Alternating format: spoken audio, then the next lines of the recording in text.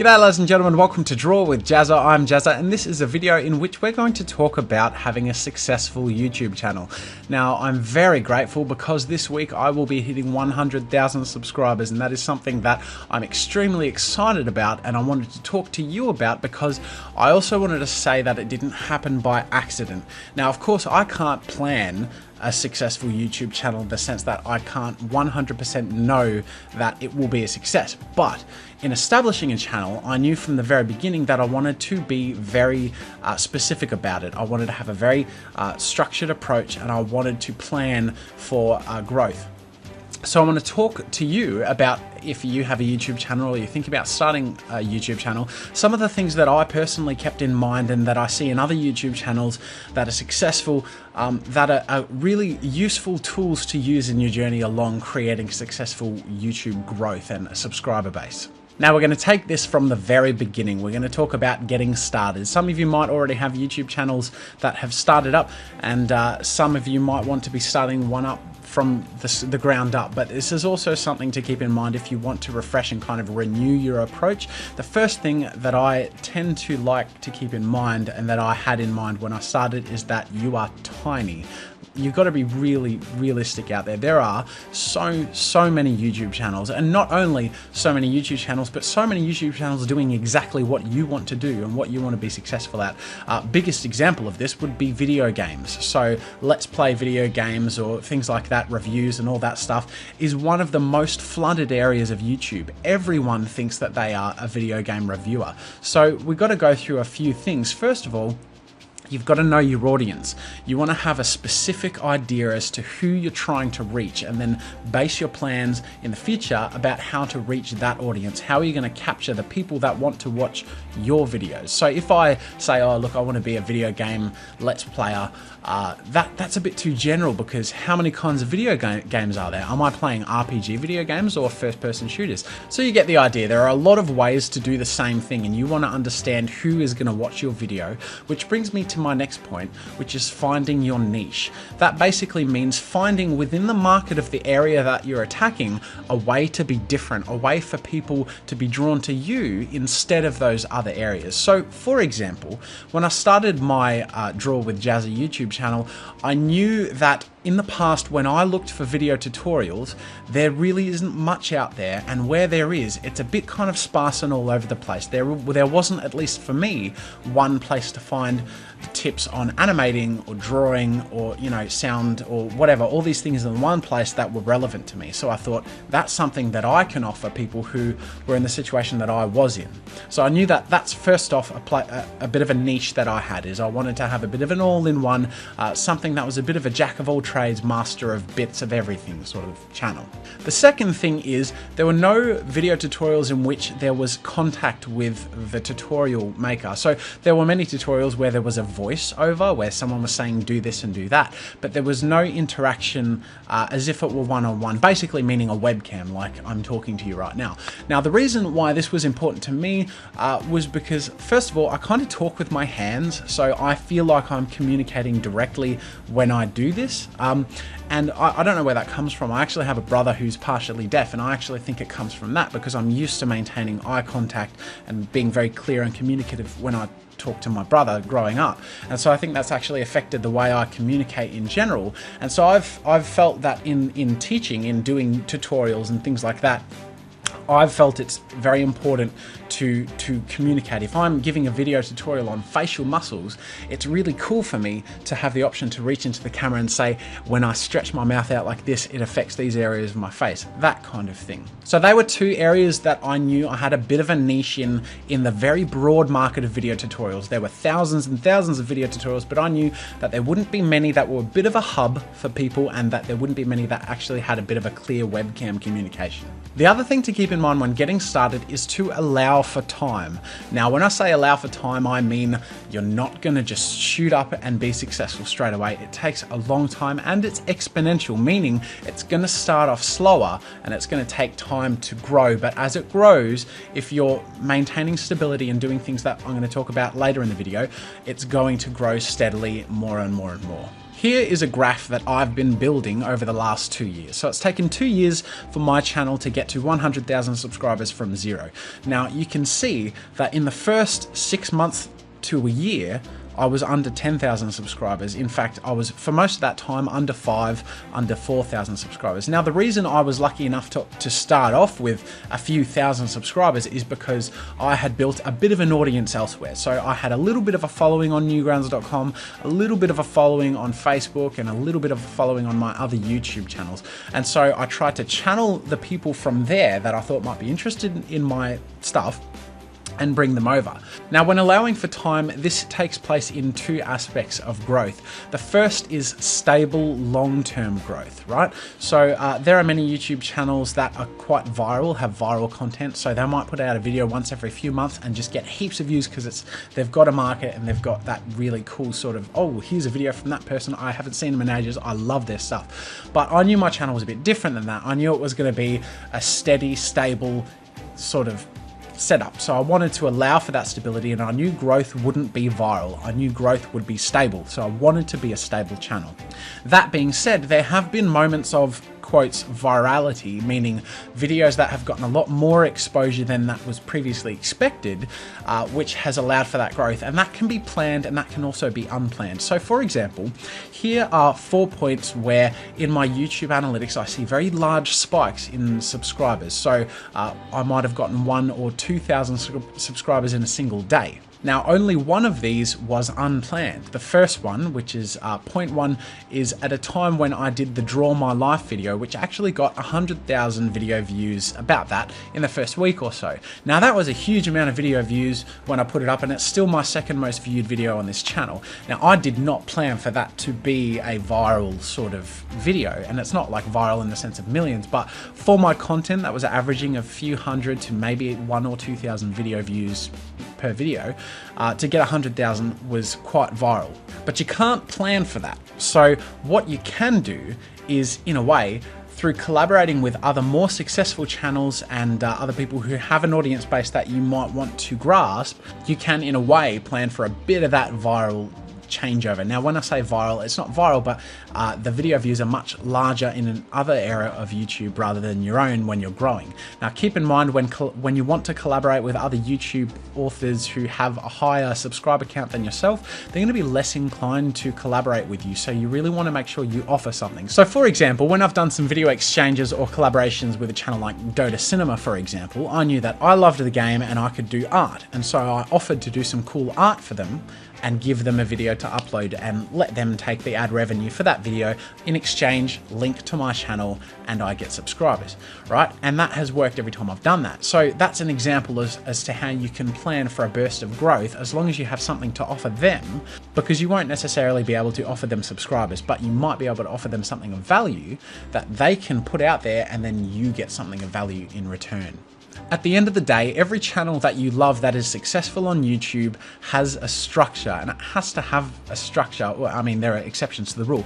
It has to have a structure in general because otherwise they can't maintain stability and they can't plan for the future. So when you're building a YouTube channel and you want it to be successful, you've really got to treat it like a business. Now, there are a few things that I use to keep in mind when going about this. The first is to establish a brand. There are so many YouTube channels out there that you might go to that don't have a brand. And when I say brand, I mean a very clear identity. I mean a logo, perhaps a mascot. I mean having a very clear sort of repetitious thing that they use that sticks in their head, and that when they do something else that pops in their head. So for example, I now begin every YouTube video with "G'day ladies and gentlemen, welcome to Draw with Jazza," with only a few exceptions. Now those of you who watch only a few videos obviously know that I do that, and some of you might get a little bit annoyed by it, but people who actually are new to the channel and come to watch their first video, it's a nothing. They don't even know that I say that every week, but let's say they watch their second video and then I say, "G'day ladies and gentlemen, welcome to Draw with Jazza, I'm Jazza, this is the video." That's a repetitious thing that over time they learn. And so when they think video tutorials, hopefully they're going to think draw with Jazza or something like that. It's almost the equivalent of having a jingle to a phone number on a television ad. So you kind of got to be smart about it and think about it and present yourself in a very clear and clean and professional manner, but at the same time make sure that you have a place that where they go, it's stable and they can expect something that's the same. That's why they went there in the first place. The second thing I want to talk about when maintaining a YouTube channel as a business is being consistent. So if I go to a YouTube channel and I see that they put up 3 videos yesterday and then they haven't put up a video for a month between that and their video before that, I'm going to think, don't want to really go near that. You know what I mean? Because I might be going through my user feed on YouTube and then all of a sudden I get a burst of these videos and then nothing from them for ages. And I just think, why am I subscribed to them? I don't actually know when I'm going to see their stuff. I won't be prepared. I can't plan in my head that, oh, Tuesday I'll be doing this and that and I can watch that video. So when I say maintain consistency, I mean be very clear and consistent when you upload videos, at least on the days. So if you do a weekly video, try and do it every Friday. If you do several videos a week, try and do them roughly around the same time every day, that kind of thing. Even if it's a once a month or more of a let's say you make animated cartoons, they take time to produce, but you want to try and aim to do 1 a month, you know? So try and allow your viewers to expect something in terms of when they can be delivered their content. And in return, you get their loyalty because they will be coming back. They will be there waiting for you to deliver, and then you get the video views and so on. The next thing I want to talk about is investing proportionally. Now that kind of seems like a bit of a complicated thing to say, but I'm going to break that down. So investment means time and money, and you're going to be investing your own time and perhaps, if it grows, your own money into the YouTube channel to allow it to grow even more. So I'm just going to use my own channel as the example here because that's what I'm most experienced in. Now, when I started the YouTube channel in early 2012, I was actually working full-time on something else. And so I knew that I couldn't invest much time into it, let alone money, because I really wasn't making anything at all. And so the only time I could afford was on a Saturday. And on the Saturday, I would spend a few hours and do 1 video a week. And I could provide that level of stability and offer the tutorials at that level at that time. Now, as the channel started to pick up a little bit of traction and my day job was being less successful, I started to invest a bit more time and build that stability. So 3 to 4 videos a week, I started to interact more with the audience by offering artist showcases, showcasing their work and building up a bit more of a stable channel brand. Also invested in some lighting. So as you can see, the difference between the first thumbnail there with my face and the second is quite drastic. The first one had no lighting aside from the ambient room lighting and my digital tablet. Now my tablet was this big screen that I would draw on under me, and so I had this light source coming from underneath that was lighting my face from below. Now that is just the worst way of lighting, and I didn't really understand how unattractive that can be for a viewer watching a tutorial and seeing a really badly lit presenter communicating to them. So I decided to invest in light. I've got a light there and it had a bit of a glare when I brought that in, as you can see, so it's quite bright on one side and dark on the other. I also started to structure the pace of the video quite a bit differently. So when I started the channel, I didn't have the sign on of "G'day ladies and gentlemen, welcome to Draw with Jazza," that kind of thing. And I also didn't have a specific time in mind for video tutorials. So at this point where I was starting to add stability and get views, I thought, look, I want to provide something fairly consistent. I started doing the sign on and sign off regularly, and I also started trying to aim for video tutorials to be between 10 to 15 minutes. That meant I needed to use the time more efficiently so that when I was talking to the camera, I would talk at a certain pace, try and be quite clear, and that in editing, I would remove any unneeded gaps. Then we're up to where I am now, which is quite a bit different to where I started. So now I can invest more time. So I'm doing 5 videos a week and trying to maintain a good level of quality. I've increased the video quality of the webcam thing again by investing in a little bit more lighting. So I have a light up here in front of me and then a light behind me over there. So now I have some front on lighting and then some back lighting to even out the darker areas, and so it's not so glary. I've started sorting out things like deals for prizes in the competitions and giving back to the YouTube community as I grow. And I've started to plan larger scale projects. So for example, over the December holidays, I invested about $500 to hire a studio space and a male and a female model to take a whole bunch of these photos, which in the future, and I can't say when because, you know, I need the time to invest in to do that, I will create a very extensive guide to male and female anatomy and turn them into books and videos that then offer a really clear guide for you guys that you won't really get on other YouTube channels in the same way. So the more you grow as a YouTube channel, the more you're going to want to invest of your own time and a bit of money to make your channel even better and to allow people to get more out of you. The other thing to keep in mind too between these stages is I had a bit of an intro and outro animated clip that around 2013 I replaced and redid as the animation. So when the video starts off and it comes up with Draw with Jazza and he kits it and the drum kit goes off. And I too know now that I'm at the stage where I have a bigger audience and that thing's been going on for over a year. I want to make a new intro. So I also have plans in my head for in the next few months to find time to make an animated tutorial series on doing more animation on a new intro, make it more ambitious and more interesting so that from now and in future, the intro and outro will be more interesting as well. So you want to switch it up, you want to increase the polish of your brand, and the list goes on. Another thing to keep in mind when being a business with your YouTube channel is to learn to examine your analytics. Now, every YouTube channel that has uploaded content can go to their analytics page on YouTube and examine something that looks a little bit like this. We can see all these different graphs that might not seem to mean very much. We can see our views, we can see our estimated minutes watched, comments, dislikes, likes, shares, all that sort of thing. Now, this is very, very important to learn how to read and use this information. So you want to know what videos are popular and why they're popular, and then produce similar content in a different way, offer new things and see how that goes. Then also when you take risks, see how they pay off or if they don't pay off so you can never do them again. The final thing I wanted to mention in treating your YouTube channel like a business is to plan your growth. So aside from the fact that you might perhaps have a viral hit one time or another, you can't actually plan for that. So you do need to plan projects and collaborations that will give your YouTube channel growth. So for example, you might make an ambitious video series or animation or something on your YouTube channel that you think will draw a lot of users in, maybe even spend a little bit of money on advertising to reach other channels and bring people in and increase your subscriber growth. And then the other thing that you can do is collaborate with other YouTube channels that are at the same level or slightly higher or lower than your own subscriber rate. Now, the reason that's important is if I've got 100,000 subscribers and someone comes to me who has less than 1,000 subscribers, there's not much of an appeal for me to do a collaboration with them unless I get something of equal sort of value in return. So if I wanted, for example, a website makeover and they do tutorials on coding or something like that, and we made some sort of a deal, then that's something that you could do. But in general, if you want to increase your subscriber base, you're going to want to collaborate with people at around the same level of yourself or higher if you have access to channels who are willing to do that. Now, here are some things just in general to keep in mind if you're planning to have a long-term sustainable YouTube channel. There are moments of ebb and flow.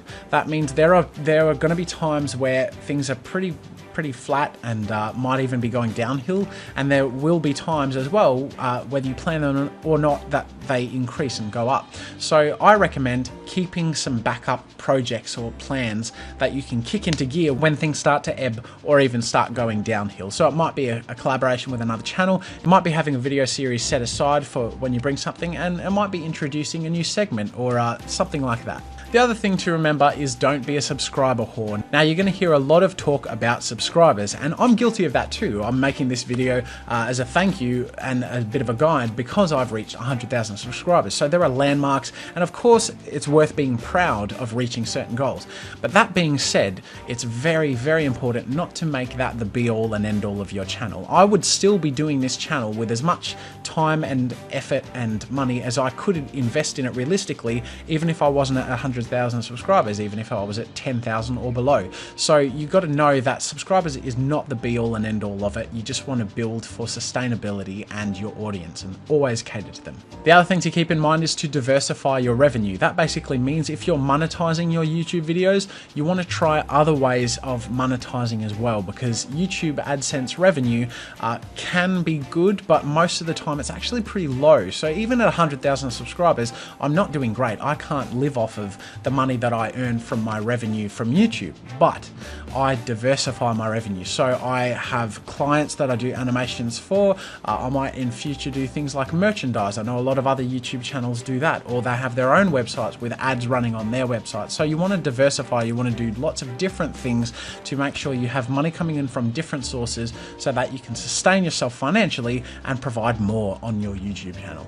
Now, finally, I want to finish on the big scary things, on the bewares, because there are a few of these things that I wish I knew when I started my YouTube channel, or that I knew that I've seen other people make mistakes with. And the first one is YouTube networks. You're going to see a lot of this, especially if you start gaining some traction and some subscribers and views. You're going to be approached by people who say, guess what? You're now eligible to join a YouTube network. And boy, oh boy, they're going to tell you some really cool things. They're going to promise you more money. They're going to promise you more views, and they're going to promise you one-on-one contact and collaboration to make your channel huge.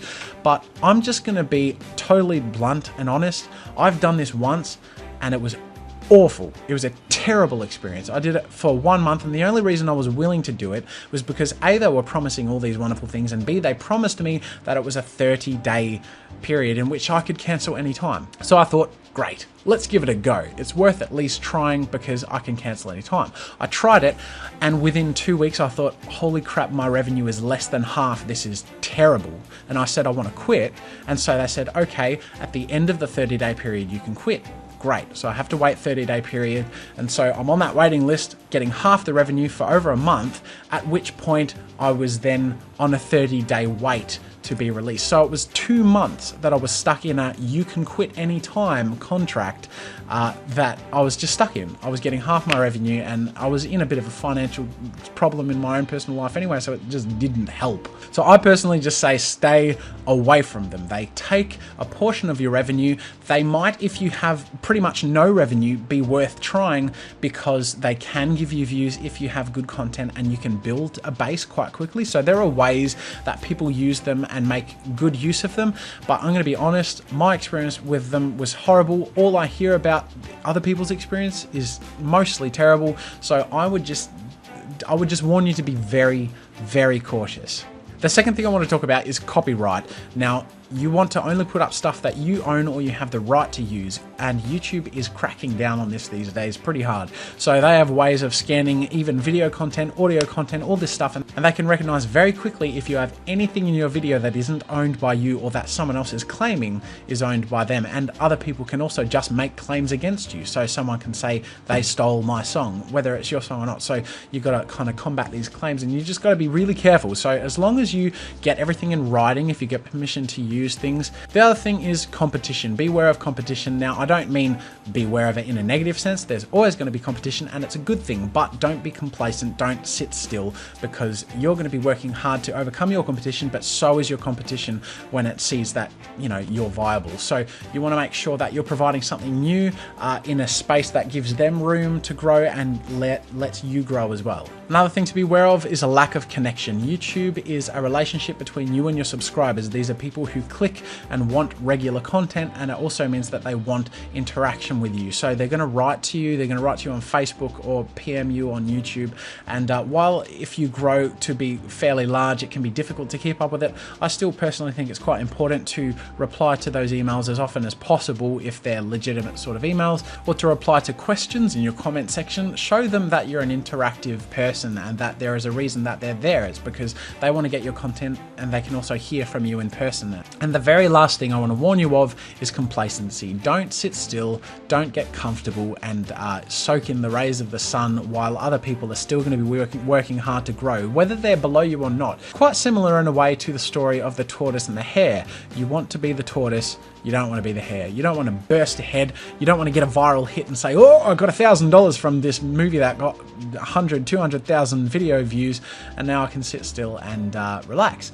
No, you want to use it as a business advantage and push forward and make the most of it. You don't want to sit still, because at the end of the day, it's the consistency of the tortoise that wins over their hair. That, ladies and gentlemen, is everything I have to offer you in terms of my own experience and knowledge in creating a successful YouTube channel. Now, success can be defined in many ways, and in this instance, I'm talking about success as in having a stable business to build up from and to plan for the future and have good content. So it doesn't necessarily mean subscribers or money, but it means creating a place that is ready to cultivate that if it's something that will work. I want to also finish off by thanking you all so much that in the next few days I'm going to be reaching 100,000 subscribers. That is such an amazing thing. I'm going to do a couple of things just to celebrate. I might just make a thank you video.